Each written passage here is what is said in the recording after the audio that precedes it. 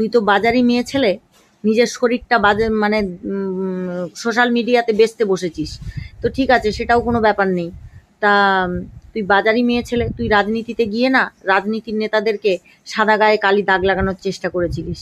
হ্যাঁ, তুই চেষ্টা করেছিলিস। আর রাজনৈতিক নেতাদের একটা প্রতিচ্ছবি হয় রে, যারা টিকিট পায়, যারা রাজনীতির মূল ফ্রেমে থাকে, তাদের একটা প্রতিচ্ছবি থাকে। আর সেই প্রতিচ্ছবিটা তারা হারাতে চায়নি তোর মতো একটা বাজারি মেয়ে ছেলের সঙ্গে। মানে কথা বলেই হোক, ফটো তুলেই হোক, তাই হয়তো তারা মুখ বন্ধ করে নিয়েছে, বুঝেছিস? সেই জন্যে তারা মুখ বন্ধ করে নিয়েছে, তোর সঙ্গে মুখ লাগায়নি। একটা বাজারি মেয়ে ছেলের সঙ্গে যদি মুখ লাগায়, সেই নেতাটারই, যার সম্মান আছে তারই হানি হয়, আর যার সম্মান নেই তার তো হানি হওয়ার ভয় নেই। ঠিক আছে? তো তুই হলি সেই জিনিস।